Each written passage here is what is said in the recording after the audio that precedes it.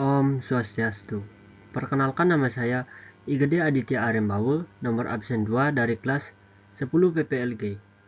Pada kesempatan kali ini, saya akan mempresentasikan materi dengan topik analisis data dan dampak sosial informatika.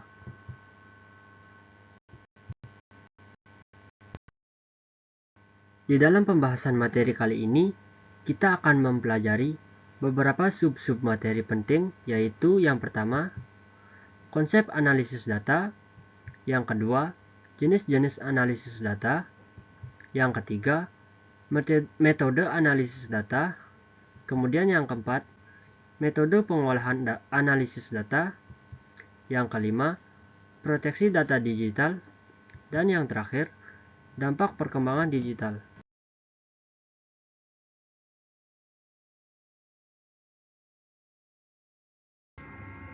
Sebelum kita membahas materi tentang analisis data lebih lanjut, tentunya kita harus tahu konsep-konsep dasar dari analisis data tersebut, seperti definisi, tujuan, dan juga manfaat. Jadi, apa sih definisi analisis data tersebut?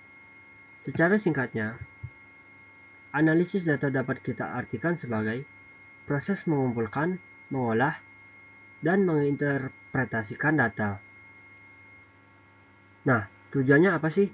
Tujuannya agar kita dapat mengungkap informasi dalam data dan mengidentifikasi peluang atau risiko yang mungkin akan terjadi. Hal ini sangat bermanfaat untuk mengidentifikasi tren dan pola yang akan terjadi, meningkatkan efisiensi, dan membantu mengambil keputusan yang tepat. Selanjutnya, kita akan membahas tentang jenis-jenis analisis data, yaitu ada 4. Yang pertama, analisis deskriptif, yaitu analisis yang bertujuan untuk menggambarkan data dalam bentuk grafik, tabel, atau ringkasan. Contohnya, rata-rata nilai ulangan matematika. Yang kedua, analisis diagnostik, yaitu analisis yang bertujuan untuk menganalisis penyebab terjadinya sesuatu. Contohnya, mengapa banyak siswa yang nilainya turun. Yang ketiga, analisis prediktif, yaitu analisis yang bertujuan untuk memprediksi tren dan perilaku di masa depan.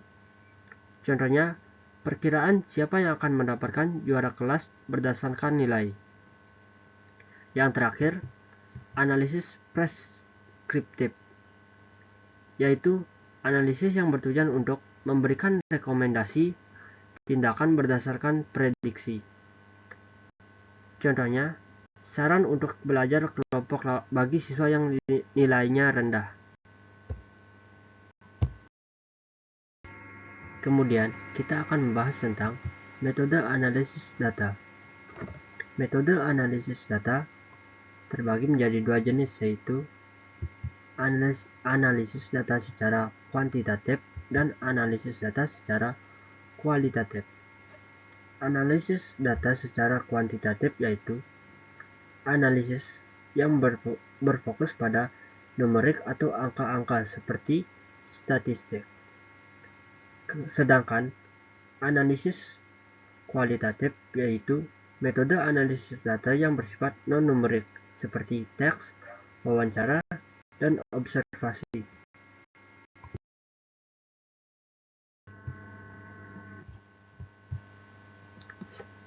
Selanjutnya, metode pengolahan data. Metode pengolahan data terbagi menjadi 3, yaitu secara manual, mekanis, dan elektronik. Metode pengolahan data secara manual yaitu dilakukan secara manual, misalnya menggunakan pensil dan kertas. Metode pengolahan data secara mekanis dilakukan dengan bantuan mesin seperti kalkulator.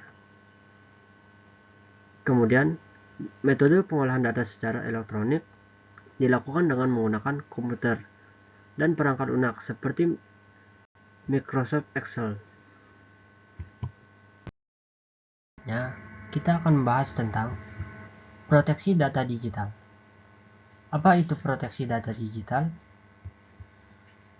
Proteksi data digital adalah proses melindungi data digital dari berbagai ancaman, seperti akses ilegal, penyalahgunaan, kerusakan, atau pencurian. Untuk melindungi data digital kita, ada berbagai cara yang dapat kita lakukan, seperti yang pertama, menggunakan password yang kuat dan unik. Buatlah password yang kuat dan sulit ditebak, terdiri dari kombinasi huruf besar dan kecil, angka dan simbol. Yang kedua, enkripsi, yaitu proses mengubah data menjadi kode yang tidak dapat dibaca. Enkripsi ini biasanya sudah terdapat di dalam suatu aplikasi, seperti WhatsApp. Yang ketiga, autentikasi, yaitu proses pembuktian identitas pengguna, perangkat, atau sistem yang ingin mengakses sesuatu.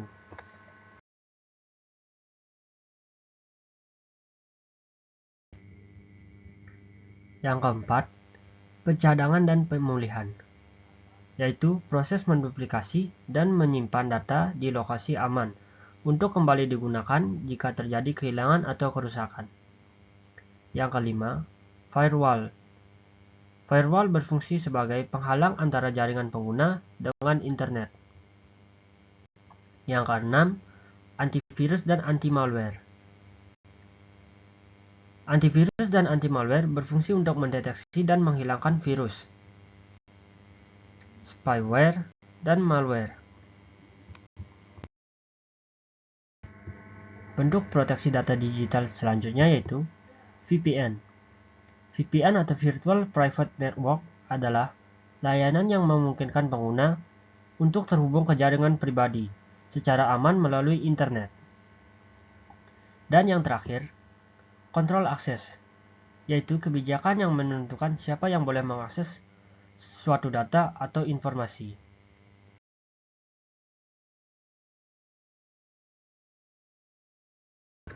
Materi yang terakhir yang akan kita bahas dalam presentasi kali ini yaitu dampak perkembangan digital.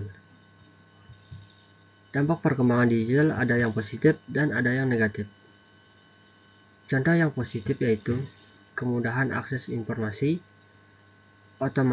otomatisasi mempermudahkan pekerjaan, inovasi teknologi, baik itu dalam bidang pendidikan, kesehatan, dan lain-lain. Sedangkan contoh dari dampak negatifnya yaitu risiko kebocoran dan penyalahgunaan data, ketergantungan pada teknologi, dan penggantian pekerjaan manusia oleh robot.